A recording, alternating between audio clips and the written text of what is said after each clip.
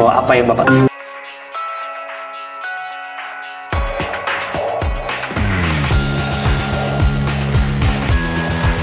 Yahya siapa Yahya?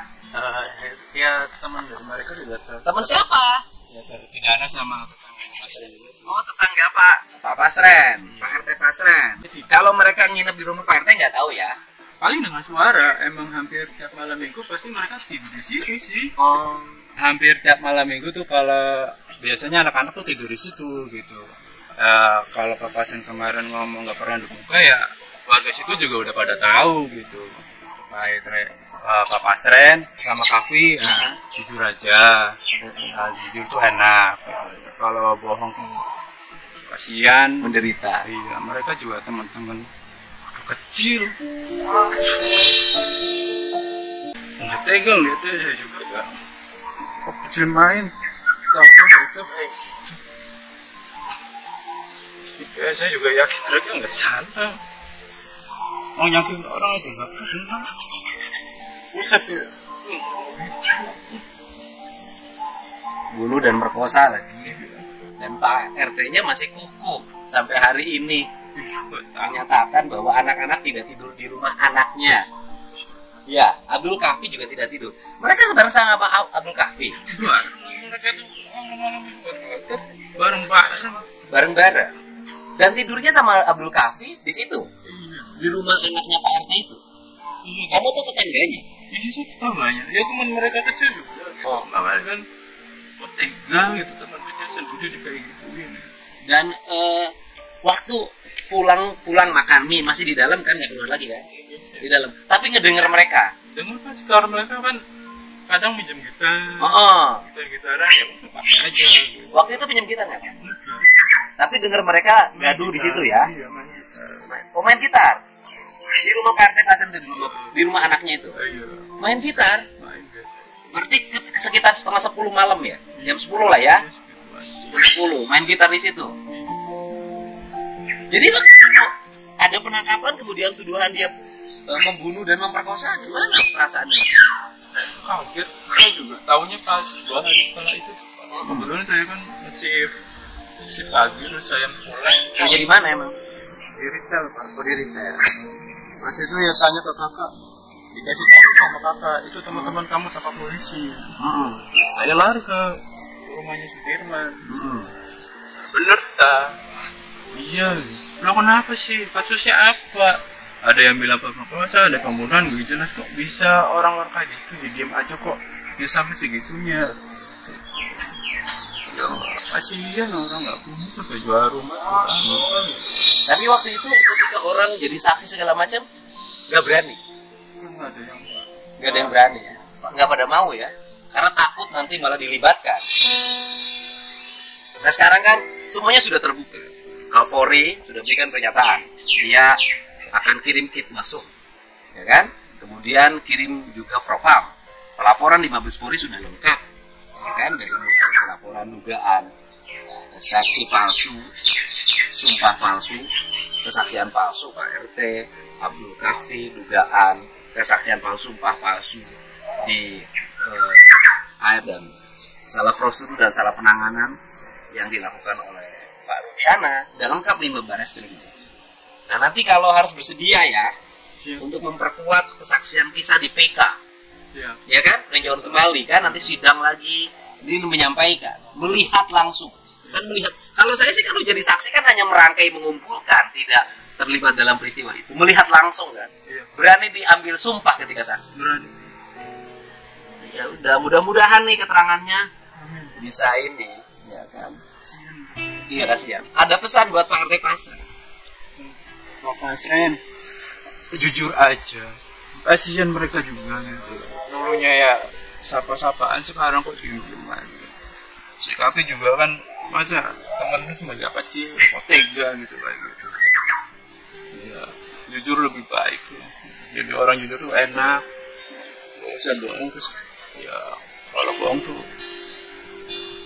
takut dosa Dan membuat orang menderita. Iya pasti.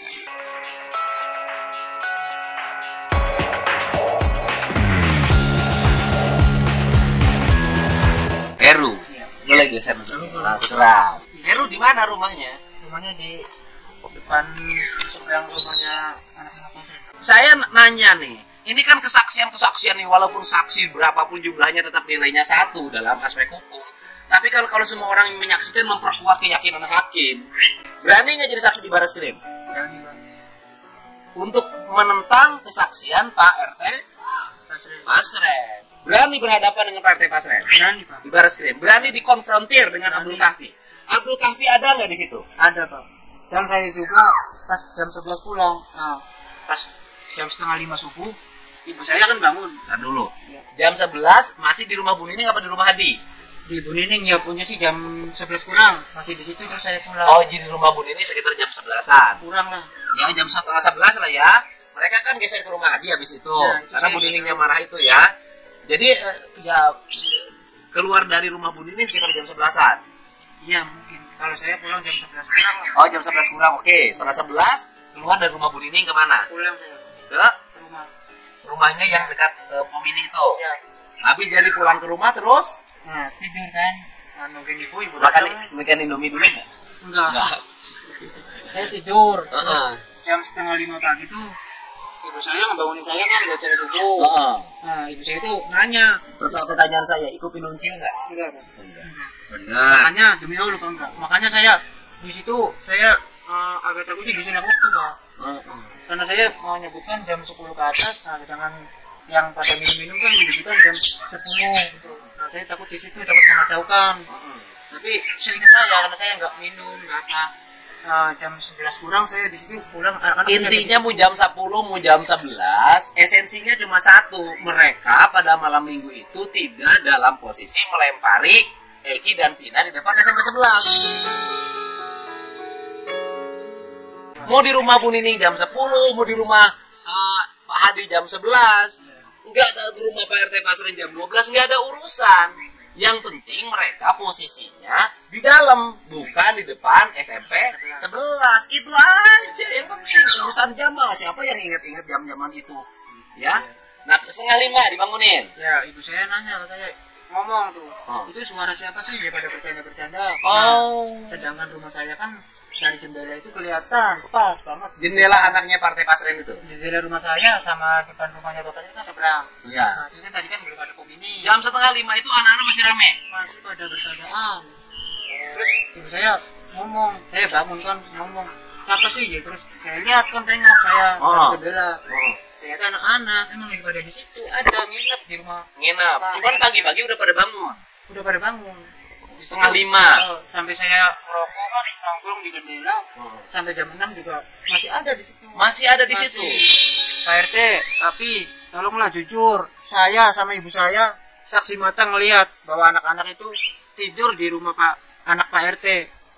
Udah nggak usah ditutup-tutupin lagi, percuma buat apa? Masyarakat semua juga tahu, tetangga-tetangga juga semua tahu kalau yang dekat-dekat rumah itu anak Pak Pasren itu anak-anak pada nginep di situ sampai pagi. Cuman saya nggak tahu kalau ke situnya jam berapa, saya tidak tahu. Yang penting mereka nginep di situ. Pagi setengah 5 saya melihat mereka ada di situ.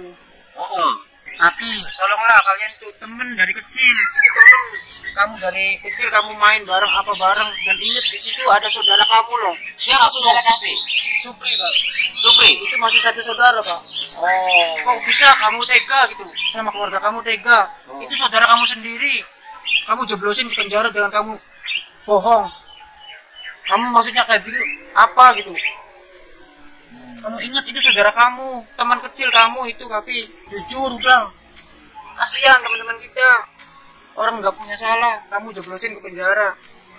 Ingat kamu nanti pasti bakal ada balasannya kalau kamu terus ngebohong kayak gini.